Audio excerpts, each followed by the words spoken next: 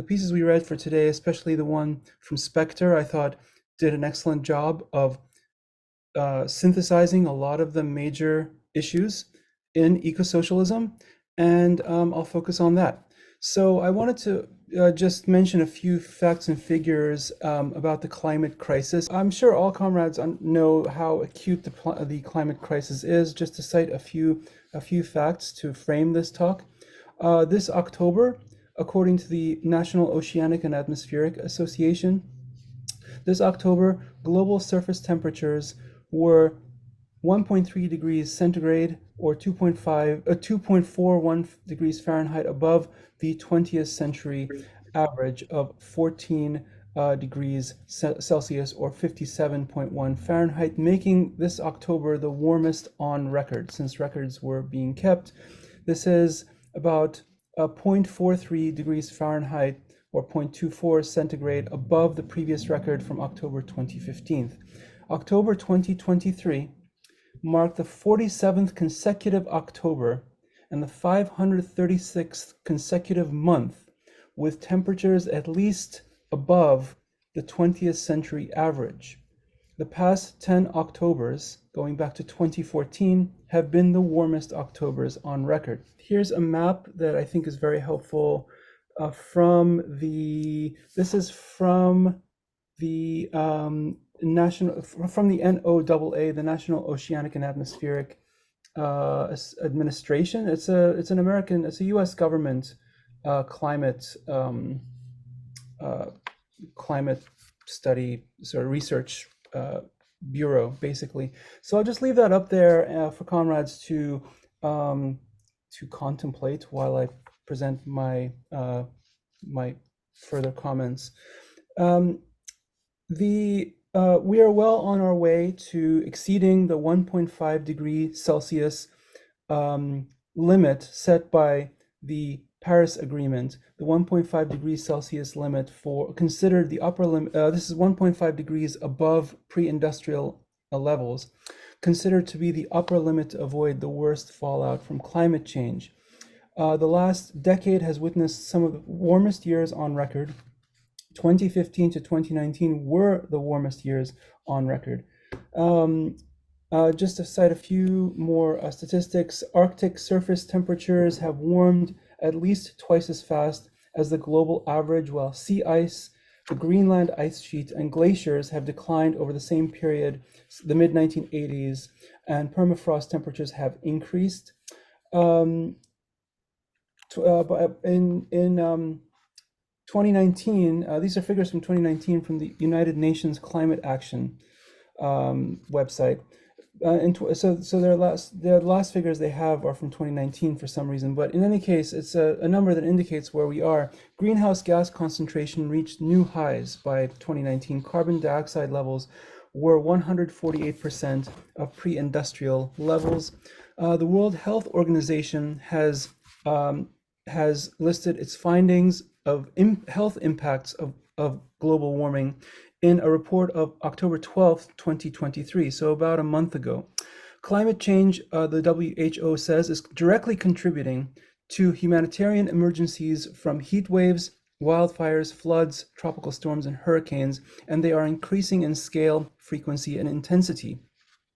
Approximately 3.6 billion people already live in areas highly susceptible to climate change.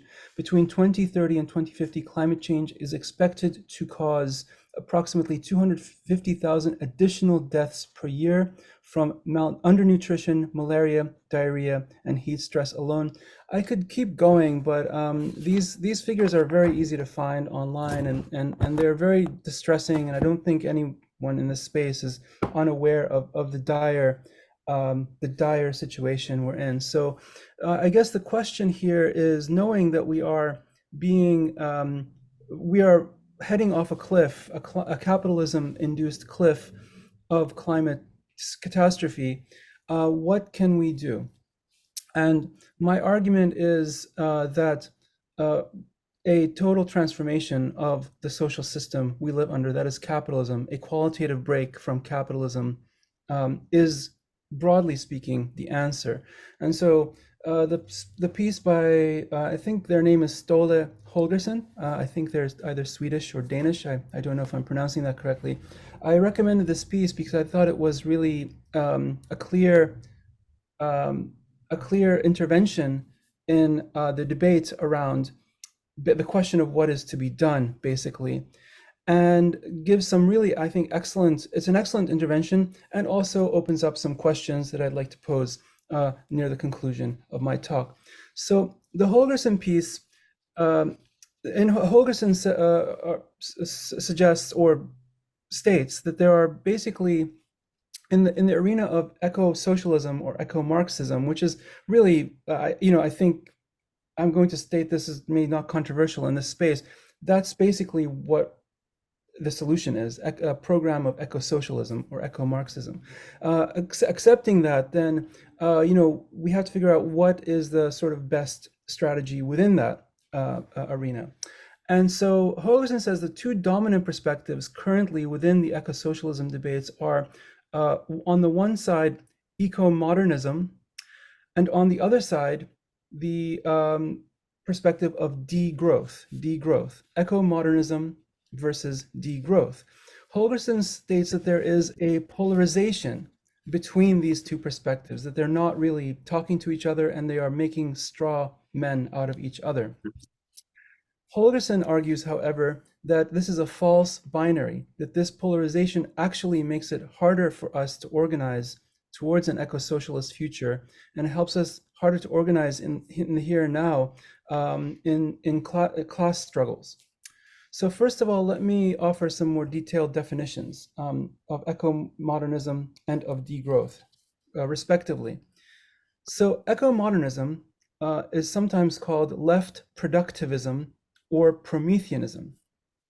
It generally takes a very positive view of industrial modernity and sees growth as generally a good, an unmitigated good.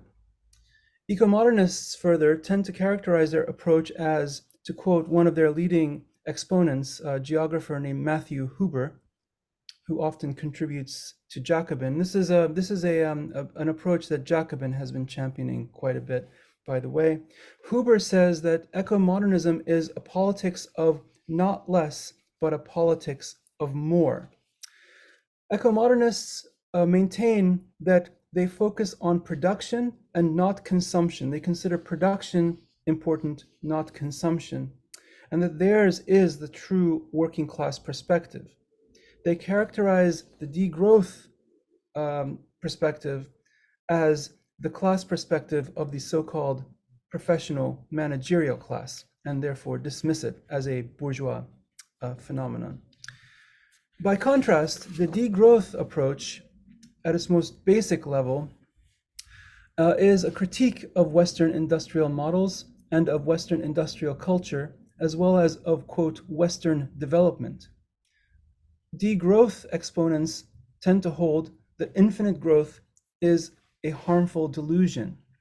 Three of its main writers, theorists, Schmelzer, Vedder, and Vasinjian, maintain that that degrowth is concerned with a reduction of, quote, biophysical throughput and the scaling down of unnecessary forms of production and consumption, particularly in the rich countries.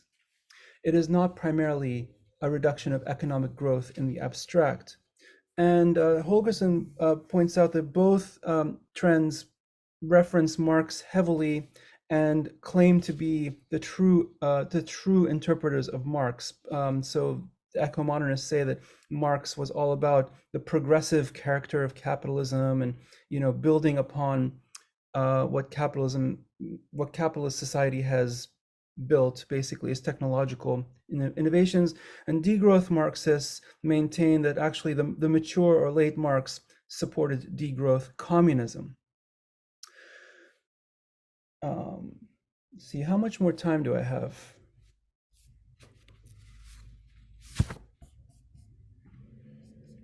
Ten more minutes is okay? Cool, thank you. So Holgersen says, and I think correctly, that this is a false binary. Eco-modernism and degrowth have been hostile to each other and made strawmen from each other, and that this is actually this is a distraction. We need to move away from and beyond this. Excuse me, I didn't mean to end the screen share. There it is again. Um, so Holgerson says, what if we look at this debate in a not in a binary way? And we can think of, for example, production as being important, but also consumption. We need to distinguish between different kinds of consumption, which he maintains that eco-modernists don't really do very well. Productive consumption, for example, is different from individual consumption, and it is more important than individual consumption.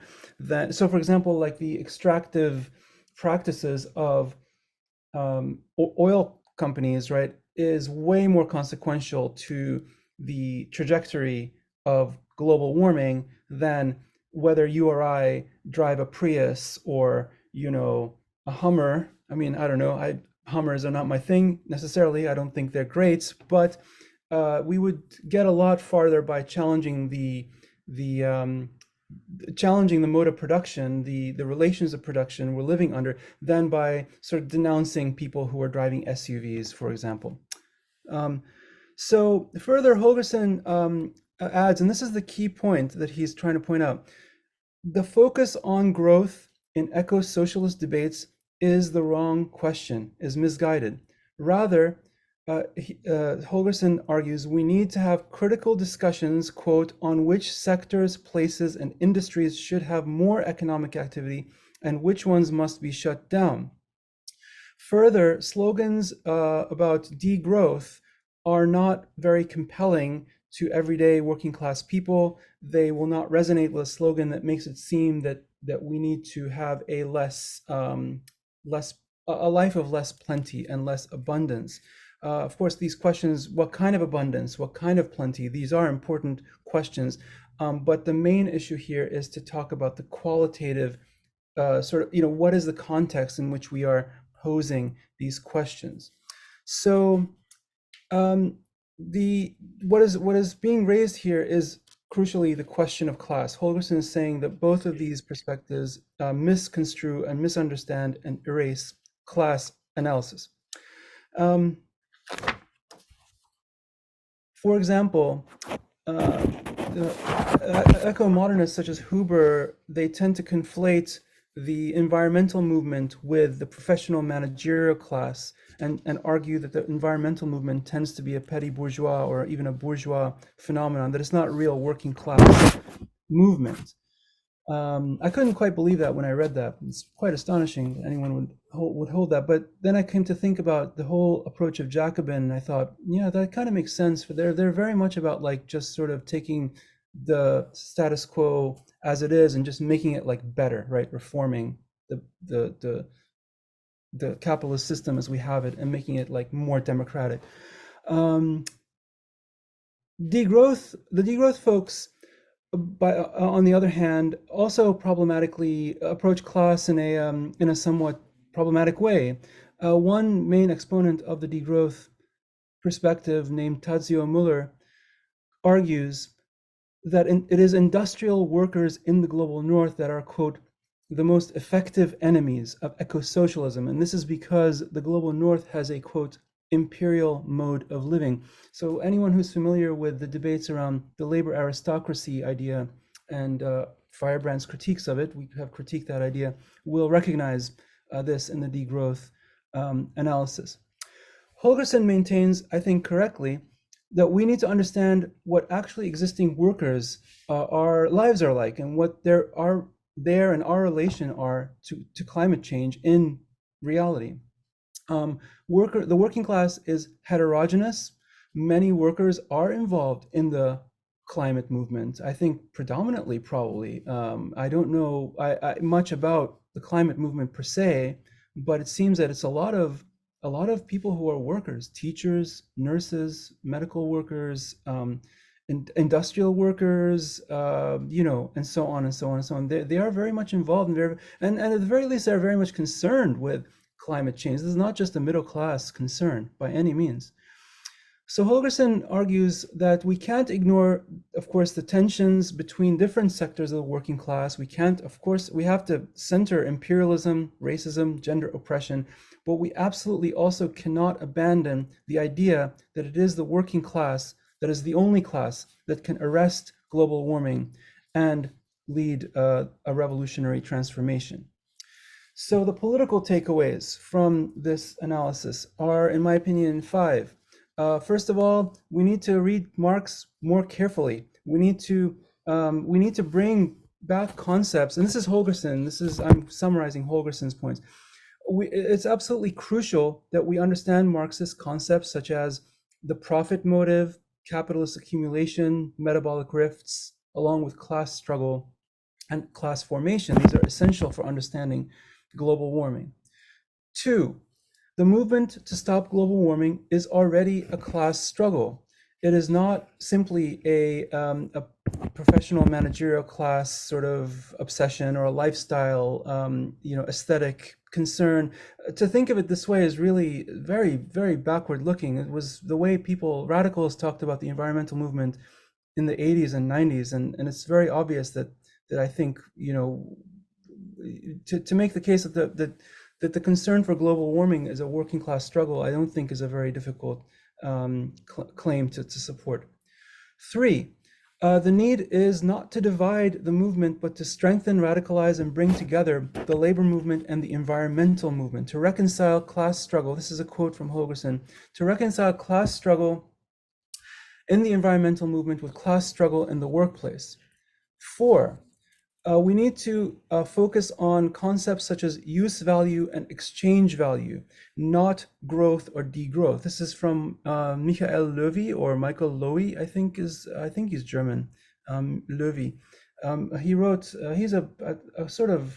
He's from the IS tradition. I think he wrote books on many books on Trotskyism.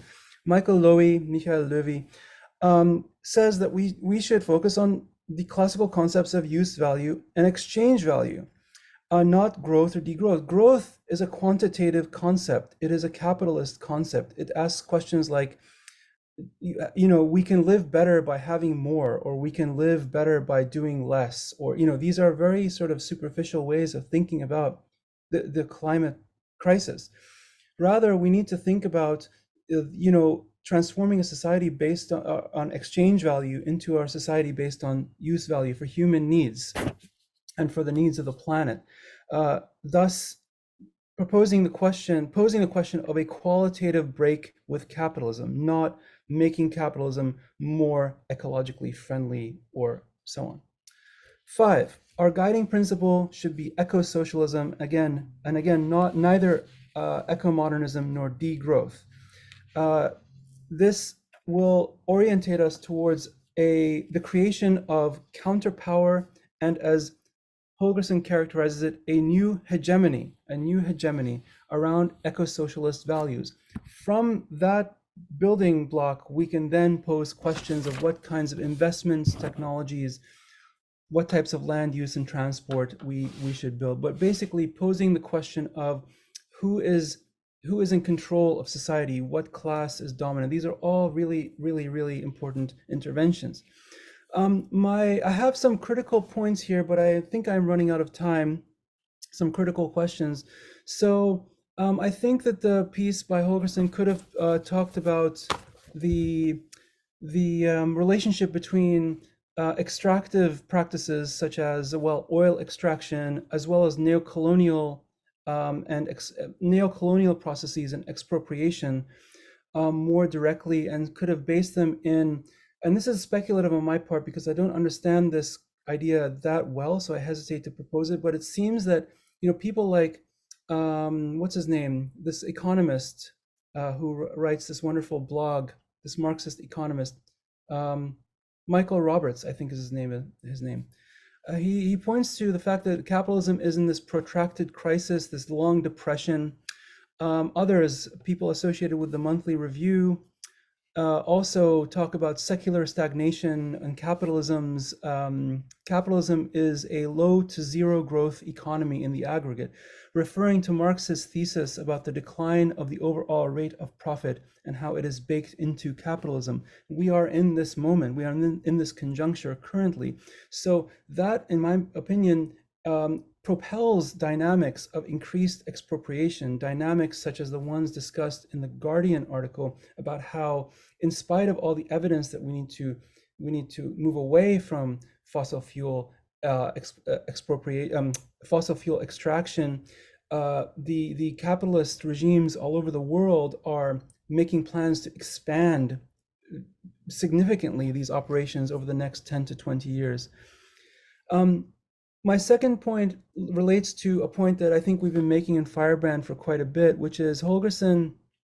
Again, I really appreciate their intervention. I think it's quite excellent, but they never really propose or pose the question of what kind of organization we need to bring labor and the environmental movements together, let alone to prepare for or to defend against the ferocious counterattack of reactionary and capitalist powers of the capitalist class.